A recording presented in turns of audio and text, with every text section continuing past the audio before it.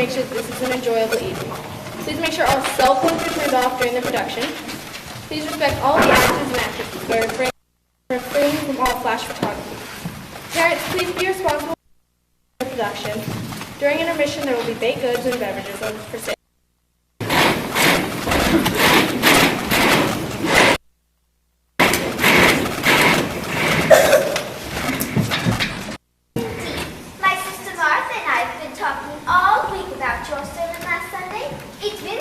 Dr. Harper. In only 2 short years, you've taken on the spirit of Brooklyn. That's very gratifying, Miss Brewster. You see, living here next to the church all our lives, we've seen so many ministers come and go. The spirit of Brooklyn, we always say, is friendliness. And your sermons are not so much sermons as friendly talks. Personally, I've always enjoyed my talks with Cardinal Gibbons. Or have I met him yet? No, dear, not yet. Are the biscuits good? Bully. Won't you have another biscuit, Dr. Harper? Oh, no. I'm afraid I'll have no appetite for dinner now. I always eat too many of your biscuits just to taste that lovely jam. But you haven't tried the Kidz. We always put a little apple in with it to take the tartness out. No, thank you. We'll send you over a jar. No, no. You keep it here, so I can be sure of having your biscuits. I do hope they don't make us use that imitation flour again. I mean, with this war trouble. It may not be very charitable of me, but I've almost come to the conclusion that this Mr. Hitler isn't a Christian. If only Europe were on another planet. Europe, sir? Yes, Teddy. Point your gun the other way. Gun? To the west. There's your danger. There's your enemy. Japan. Teddy. No, Aunt Abby. Not so much talk about Europe. More about the canal. Well, let's not talk about war.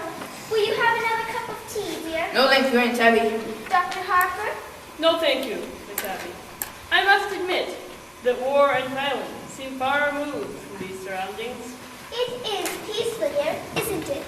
Yes, peaceful. Virtues of another day, they're all here in this house.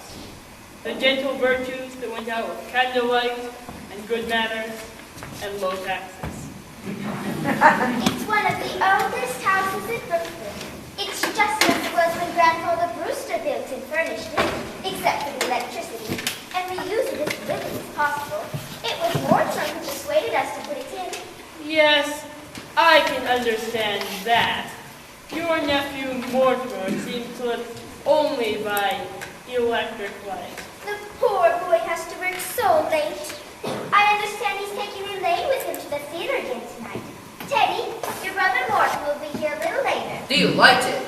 We're so happy if Elaine Mortimer takes to the theater with him. Well, it's a new experience for me to wait up until 3 o'clock in the morning for my daughter to be brought home to me. Oh, Dr. Harper, I hope you don't disapprove of Mortimer. Well, We'd feel so guilty if you did. Sister Martha and I mean, since it was here in our home that your daughter met Mortimer. of course, Miss Abby. And I'll say immediately that I believe your nephew Mortimer himself to be quite a worthy gentleman. But I must also admit that I watched the growing intimacy between him and my daughter with some trepidation for one reason, Miss Abby. You mean his stomach, Dr. Harper? His stomach? His dyspepsia. He's bothered with it so, poor boy. No, Miss Abby, I'll be frank with you. I'm talking about your nephew's unfortunate connection with the theater. The theater? Oh, no, Dr. Harper.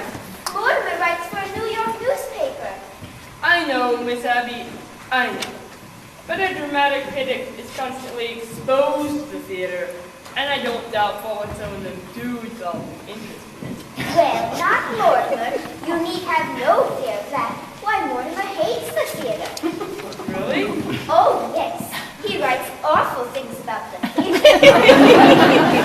But you can't blame him, poor boy.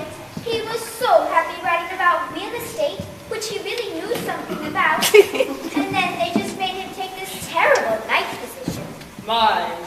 But, as he says, the theater can't last much longer anyway. And in the meantime, it's a living.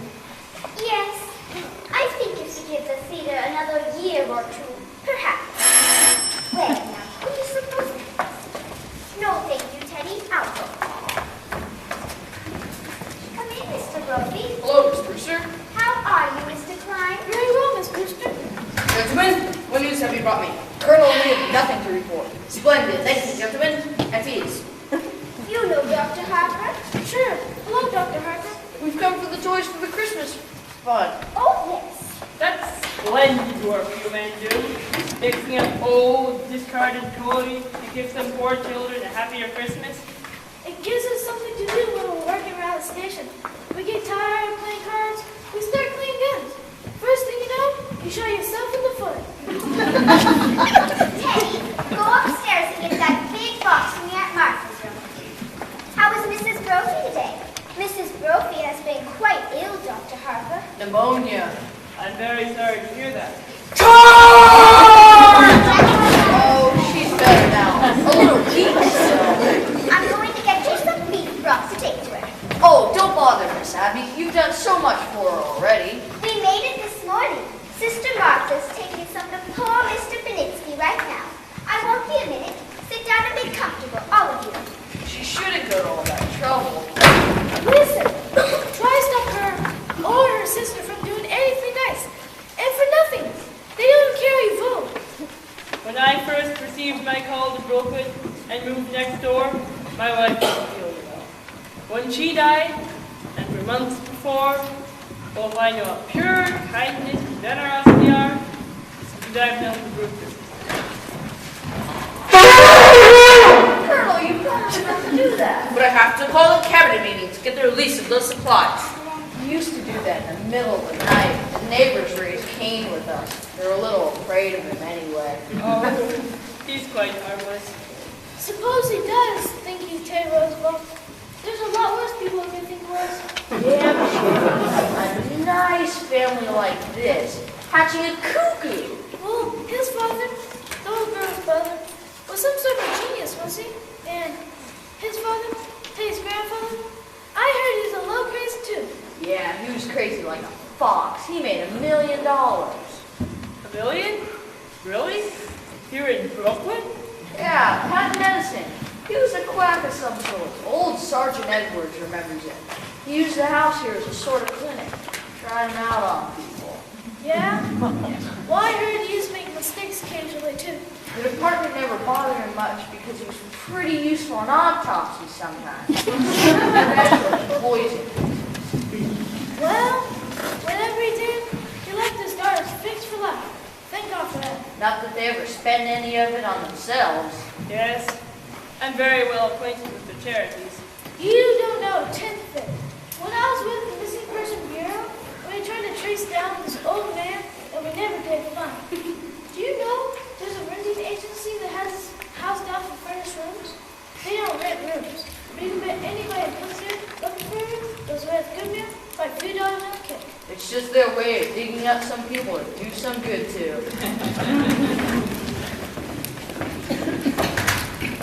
Well now, isn't this nice? Good afternoon, Miss Brewster.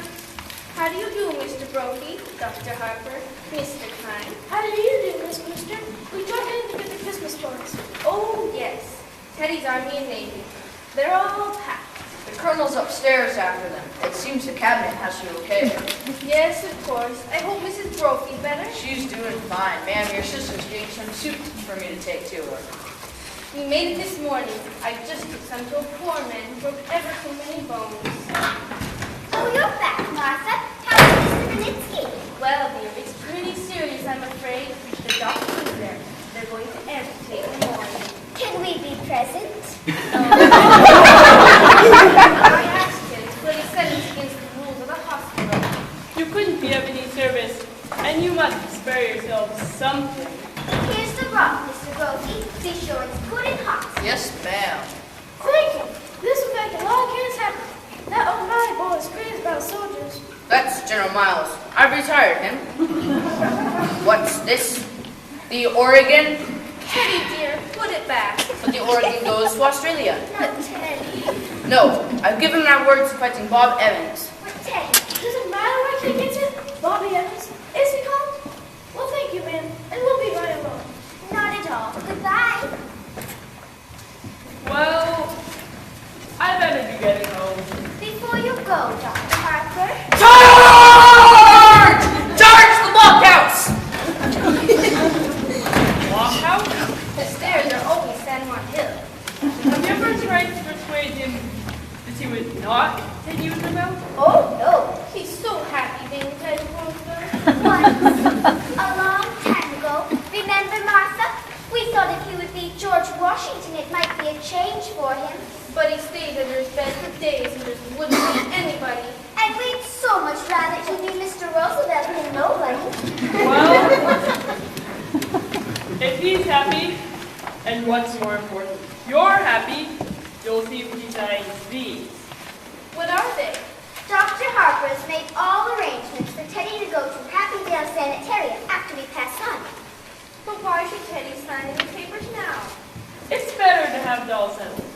If the Lord should take one view suddenly, then perhaps we couldn't persuade Kaye to commit himself, and that would mean an unpleasant legal procedure. Mr. Witherspoon understands those to be filed away when the time comes. Mr. Witherspoon? Who's he? He's the superintendent of Happydale. Dr. Harper has arranged for him to drop by tomorrow or the next day to meet him. Well, I better be running along, or Elaine will be back here looking for me. Give our love to Elaine and Dr. Harper. Please don't think harshly of Mortimer because he's a dramatic critic. Somebody has to do those things. Did you just have tea? Isn't it rather late? Yes, and dinner's going to be late too. So, why? Teddy, good news for you. You're going to Panama and take another lot for the canal. That's bully, just bully. I shall prepare at once for the journey. Charge! Abby, while I was out? Yes, dear. I just couldn't wait for you. I didn't know when you'd be back, and Dr. Harper was coming. But all by yourself? Oh, I thought about 5. Well, I'll run right downstairs and see. Oh, no. There wasn't time, and I was all alone. Well, Martha, just look in the window seat.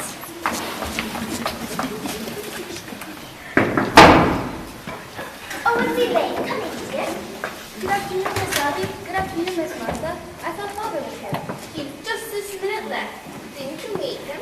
No, I took the shortcut to the cemetery. Mortimer hasn't come yet? No, dear.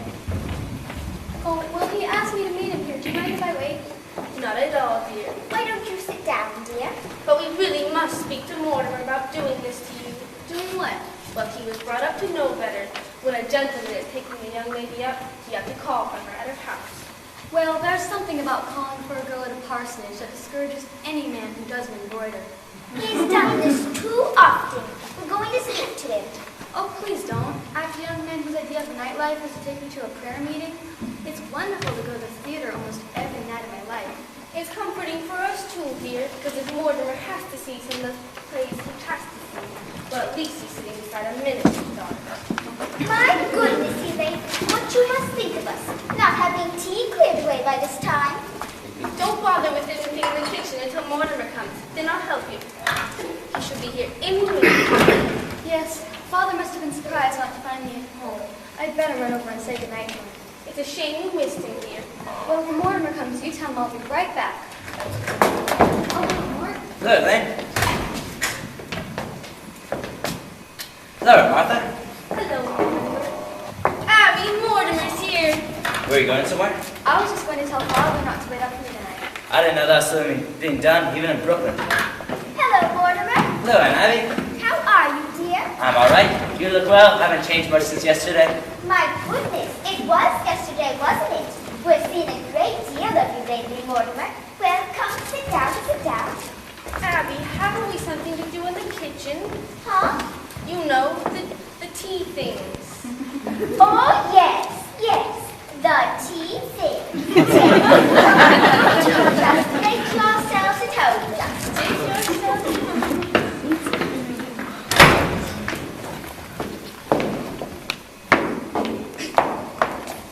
Well, can't you take a hint?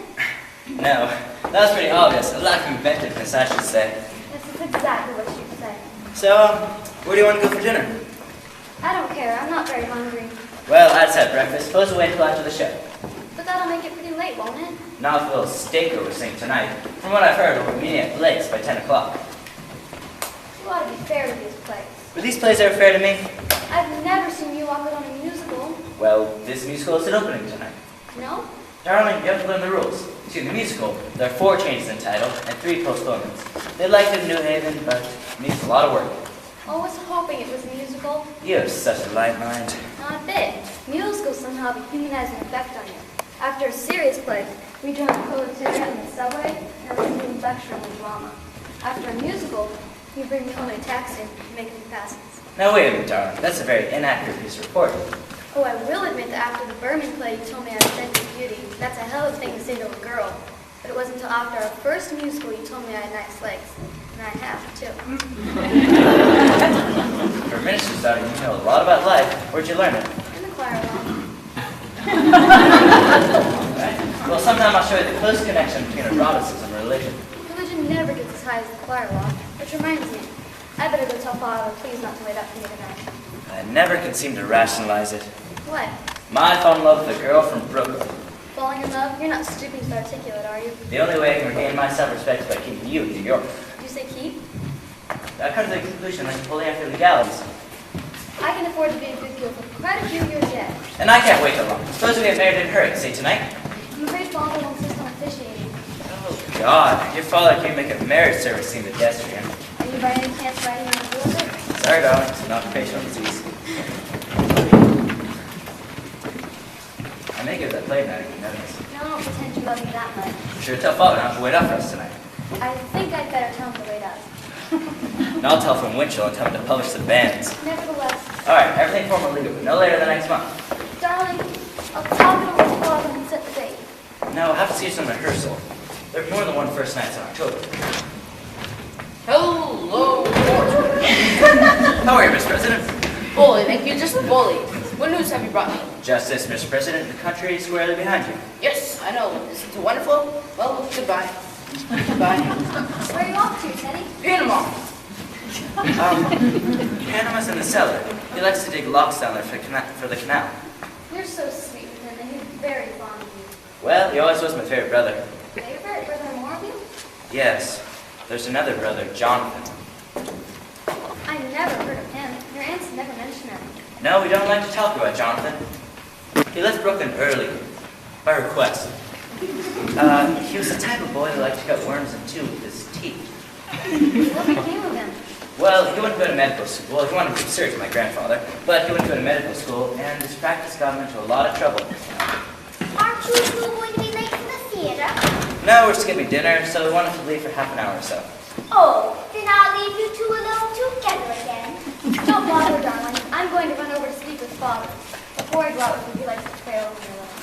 I'll be right back. I'll come to the cemetery. Well, if the prayers are too long, I'd have time to lead you beside the sealed waters. Mortimer, that's the first time I've ever heard you quote the Bible. We do it, baby. You'll do it for you. By the way, I'm going to marry her. What? Oh, darling. Martha, Martha, come right in here.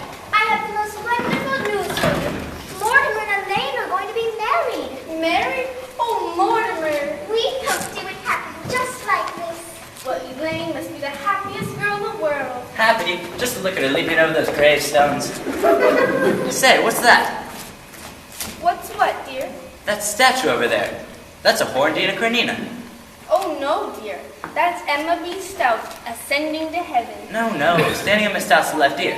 That's a red-crested swallow. I've only seen one of those before in my life. I don't know how you could be thinking about a bird now. What with Elaine and the engagement and everything. It's a vanishing species. Thoreau was very fond of them. By the way, I left a large envelope around here last week on my chapters on my book on Thoreau. Have you seen it? Well, if you left it here, it must be around here somewhere. Well, when Elaine comes back, we ought to have a little celebration. We must drink to your happiness. Martha, isn't there some of that Lady Baltimore cake left? Oh, yes. And I'll open a bottle of wine. And to think it happened in this room. Well, with your fiancé sitting beside you tonight, I do hope the play will be something you can enjoy for once. It may be something romantic. What's the name of it? Murder Will Out. Oh, dear. Yes, when the curtain goes up, the first thing you'll see is a dead body.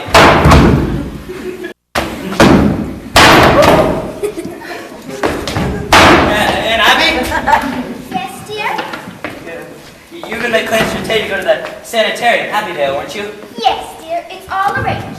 Dr. Harper was here today and brought the papers for Teddy to sign. Here they are. He's got to sign them right away. That's what Dr. Harper thinks. Then there won't be any legal difficulties after we pass on. He's got to sign them this minute. He's down the cellar. Get him up here right away. Oh, there's no such hurry as that, dear. No, when Teddy starts working on the canal, you can't get his mind on anything else. Right away, I tell you, right away. Mortimer, how can you say such a thing? Why, as long as we live, we'll never be separated from Teddy. Listen, darlings, I got some frightfully shocking news for you. You know how we sort of humored Teddy because we thought he was harmless. But he is harmless. He was harmless. That's why he has to go to Happydale. Why he has to be confined. Mortimer, why have you suddenly turned against Teddy, your own brother? Well, I've got to tell you sometime, so it might as well be now. Teddy's killed a man. Nonsense, dear. But there's a body in the window seat. Yes, dear, we know. You know? Of course, dear, but it has nothing to do with Teddy. Now, Mortimer, just forget about it. Forget you ever saw the gentleman. Forget? We never dreamed you'd peek. Who is he? His name's Hoskins. Adam Hoskins. That's really all I know about him, except that he's a Methodist. Oh, you know about him. What's he doing there? What happened to him? He died. Martha, men don't just walk into window seats and die. No, he died first. But how? Now, Mortimer, don't be so inquisitive. The gentleman died because he drank some wine with poison in it. How did the poison get in the wine?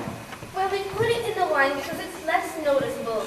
When it's in tea, it has a distinct odor. You put it in the wine? Yes, and I put Mr. Hoskins in the window seat because Dr. Harper was coming. So you knew what you'd done? You didn't want Dr. Harper to see the body? Well, not at tea. That would be very nice. Now, Mortimer, you know the whole thing. Just forget about it. I do think Martha and I have the right to our own little secrets. Oh, Abby, while I was out, I dropped in at Mrs. Schultz. She's doing much better, but she would like us to take Junior to the movies again. Oh, then we must do that tomorrow or the next day. Yes, but this time we'll go where we want to go. Junior's not going to drag me into another one of those scary pictures.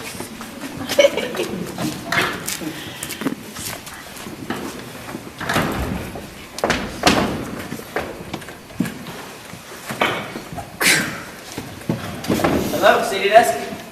Hello, do you know what this is? Yeah, that's right. Say, Al, when I left the office, did I tell you where I was going? Uh-huh. Or what'd I say? That's right. It'll take me about half an hour to get to Brooklyn. What time you got? Yeah? Well, I guess I must be here. And Abby and Martha, come in here. What are we gonna do? What are we going to do about what, dear? There's a body in there! Yes, Mr. Hoskins. Well, good heavens, I can't turn you over to the police. What am I supposed to do? Well, for one thing, dear, stop being so excited. And for pity's sake, stop worrying. We told you to forget the whole thing. Forget? Aunt Abby, how can I make you realize that something has to be done? Now, Mortimer, you behave yourself. You're too old to be flying off the handle like this. But Mr. Hotchkiss! Hoskins, dear. Well, whatever his name is, you can't leave him there. But we don't intend to, dear. No, Teddy's down in the cellar now, digging a lock. You gonna bury him in the cellar? Oh, yes, that's what we did with the others. No, you can't. Others? The other gentlemen. Now, when you say others, you mean others like more than one others? Oh, yes, dear. Why, this is 11, isn't it, Abby? No, dear, this makes 12. Abby, I think you're wrong. This is only 11. No, dear, because I remember when Mr. Hoskins first came in, it occurred to me that he would make just an even dozen. Well, you really shouldn't count the first one. Oh, I was counting the first one, so that makes 12. Hello? Hello. My, it's good to hear your voice. Well, anyway, they're all down in the cellar. Shh. Oh no, I'm feeling sober as a lark. I'm just calling because, I don't know, I'm feeling a bit, perantillo.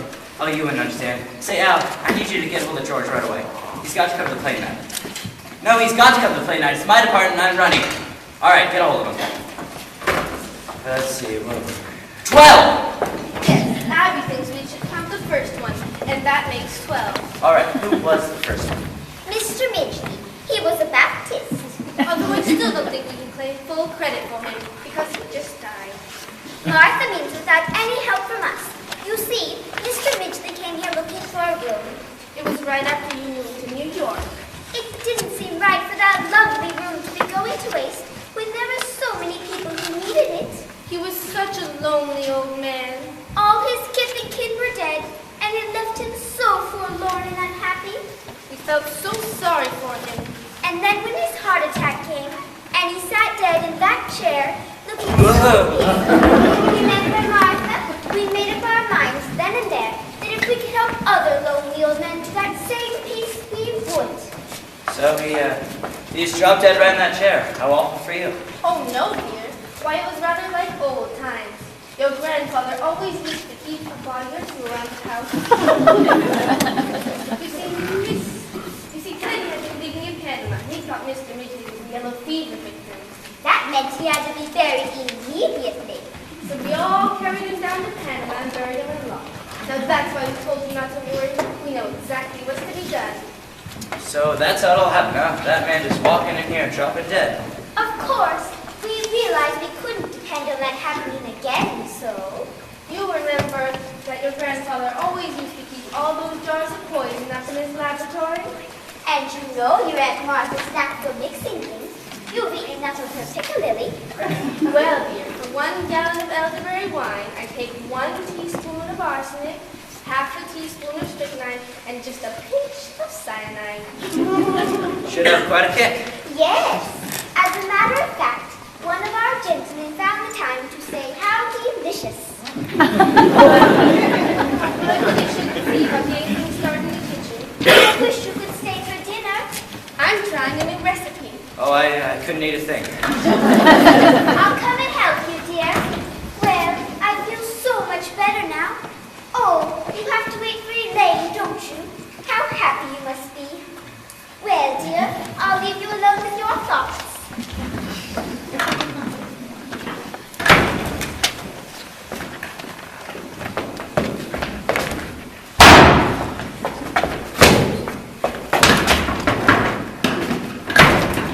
Oh, dear. Don't be lost, darling. Father could see that I was excited, so I told him about us, and that made it hard for me to get away. But listen, darling, he's not going to wait up for me tonight. Look, Elaine, you run along home. I'll call you up tomorrow. Tomorrow? Yeah, you know I always call you up every day or two. But we're going to the theater tonight. No, we're not. Well, why not? Darling, something's come up.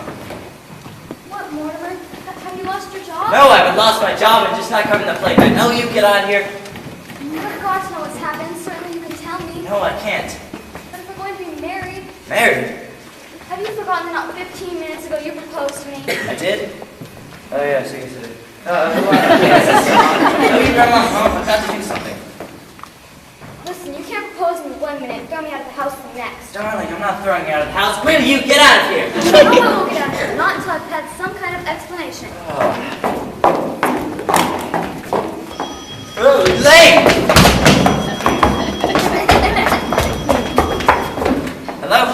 Hello, hold on a minute, will you? Alright, it's important. Make it wait a minute, can it? Alright, hold on.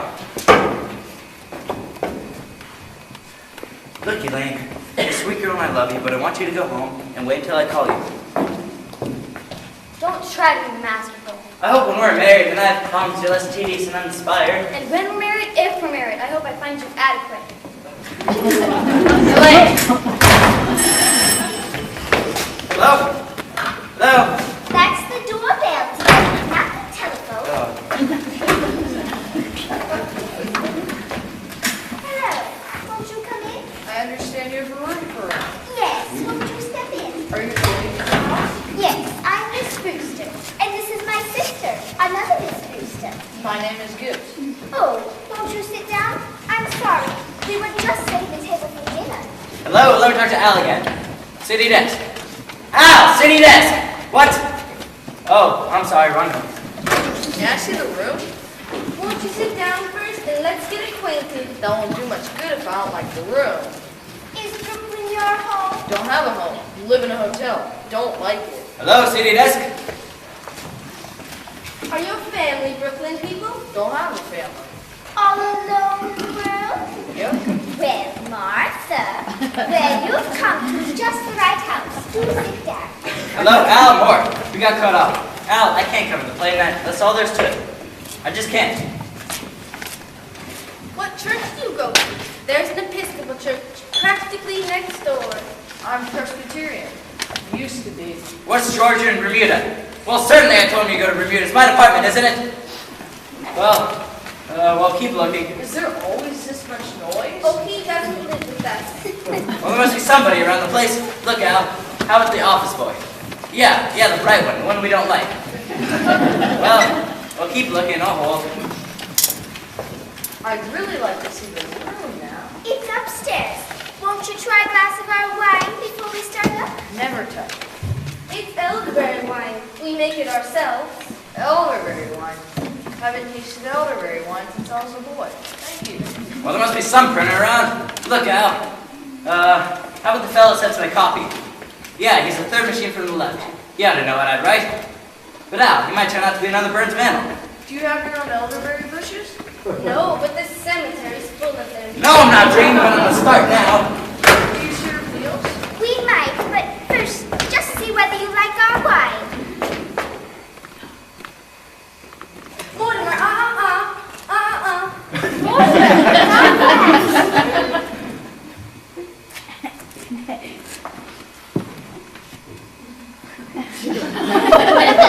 Ah! Get out of here! Do you want to be poisoned? Do you want to be murdered? Do you want to be killed?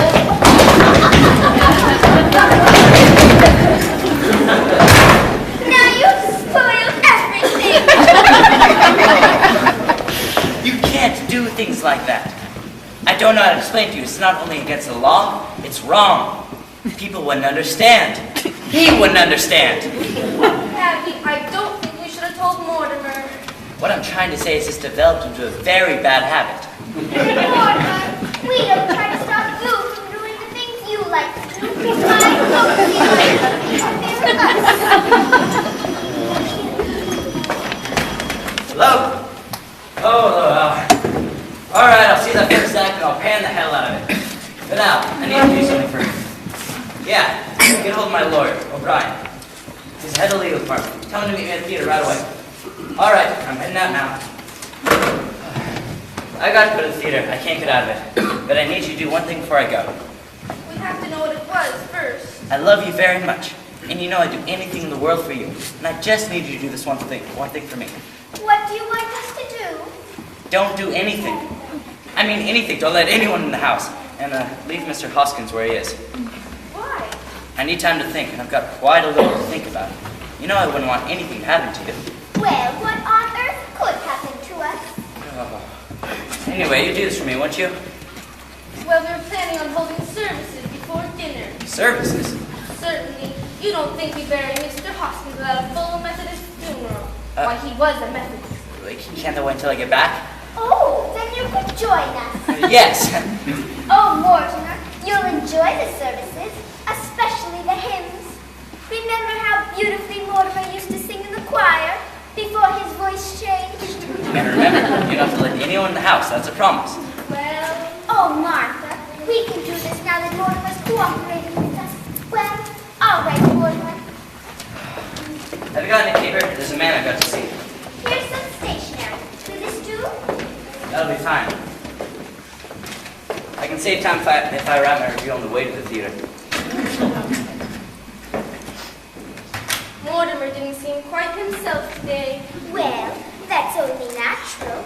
I think I know why. Why? He's just become engaged to be married. I suppose that always makes men nervous. Well, I'm very happy for Elaine, and their engagement ought to give Mortimer a real vacation. I don't think he got much rest this summer. Well, at least he didn't go kiting off to China or Spain. Never could understand why he wanted to go to those places. Well, I think to Mortimer, the theaters always seem pretty small potatoes. He needs something big to criticize. Something like the human race. Abby, if Mortimer's going to join us for the services for Mr. Hoskins, We'll need another hymnal. There's one in my room. You know, dear, it's really my turn to read the services, but since you weren't here when Mr. Hoskins came, I want you to do it. That's very kind of you, dear. Are you sure you want me to? It's only fair. Well, I think I'll wear my black bombazine and mother's old proof. I'll go. We promised Mortimer we wouldn't let anyone in. Who do you suppose it is? I'll look. It's two men, and I've never seen them before. Are you sure? There's a car at the curb. They must have come in that. Let me look. Do you recognize them? They're strangers to me. But we'll just have to pretend we're not at home. Come in, Doctor. This is the home of my youth. As a boy, I couldn't wait to escape from this place. Now I'm glad to escape back into it. Yeah, Johnny, it's a fine hideout. The family must still live here. There's something so unmistakably Brewster about the Brewsters. I hope there's a fattened calf waiting to return to the trotting. Yeah, Johnny, I'm hungry. Look, Johnny, drinks. A good omen, as though we were expecting. Who are you? What are you doing here? Hi, Aunt Abby, Aunt Martha, it's me, Jonathan. You're not our nephew, Jonathan. You're nothing like him, so don't pretend you are. But I am Jonathan. Your nephew, Jonathan. And this is Dr. Einstein. And he's not Dr. Einstein either. Not Albert Einstein, Dr. Herman Einstein. Who are you? You just get out of here. I see you're still wearing that lovely garnet ring that Grandma Brewster bought you in England. And you, Aunt Martha, still the eye collar to hide the scar of grandfather's acid burned you. His voice is like Jonathan's. Have you been in an accident? No. My face. Dr. Einstein is responsible for that. He's a plastic surgeon. He changes people's faces. But I've seen that face before. Abby, remember when we took the little Schultz boy to the movies and I was so frightened? It was that face. Easy, Johnny, easy. Don't worry, ladies. The last 5 years, I give Johnny 3 new faces. I give him another one right away. His last face, well, I saw that picture too. Just before the outbreak, and I was intoxicated. See, Doctor? You see what you've done to me? Even my own family? Johnny, you're home, this lovely house. How often he tells me about the Brooklyn, about this house, about this aunt he loves so much. And now it's you, Johnny. And now it's Jonathan. Speak to him. Tell him so. Well, Jonathan, it's been a long time. What have you been doing all these years? Yes, Jonathan, where have you been? Oh, England, South Africa, Australia, the last 5 years in Chicago.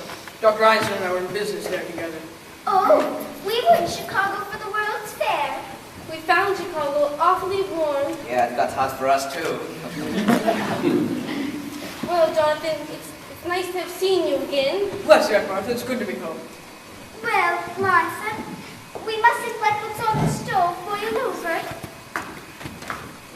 Yes, if you'll excuse us for a minute, Jonathan. Unless you're in a hurry to go somewhere. Well, Johnny, we go from here. We got to think fast. The police have pictures of that face. We got to operate on you right away. We got to find a place with that. And we got to find a place with Mrs. Spinazzo.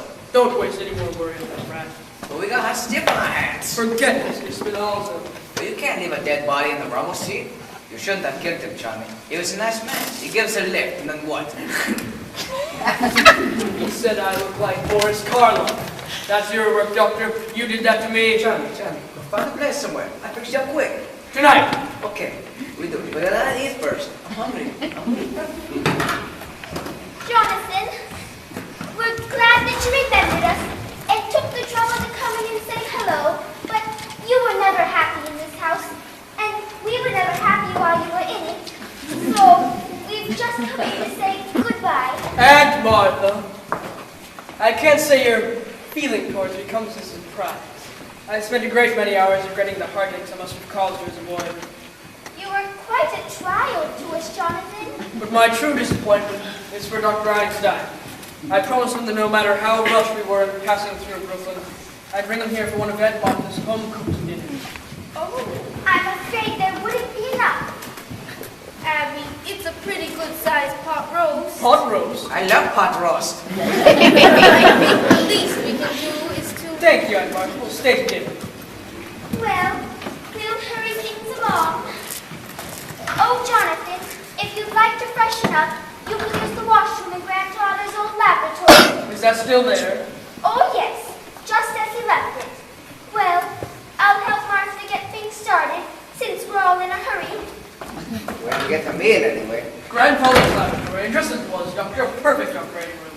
Too bad we can't use it. Why, when you finish with me, we can make a fortune. That large, worthy animal. 10 beds, Doctor, and Brooklyn is crying for your talents. Why work yourself up, Johnny? For Brooklyn, I think we're yet too late. You don't know this town, Doctor. Practically everybody in Brooklyn needs a new face. What's me at the office is locked down. A very small percentage. And the boys in Brooklyn are known to pay generously to stay out of jail. Take it easy, Johnny. Rest, they don't want us here. We're staying to dinner, aren't we? Yeah, but after dinner. Leave it to me, Doctor. Why, this house will be our headquarters for years. That will be good for Johnny. This nice quiet house. The sand's yours? What's this? I left them already. I'll get the bags, yeah? Doctor! We must wait until we're invited. But you just said that. We'll be invited. And if they say no. Doctor, to a helpless old ladies. It's like comes true a beautiful dream, Johnny. Well, I hope that you're not dreaming. It's so peaceful. That's what makes this house so perfect for us. It's so peaceful.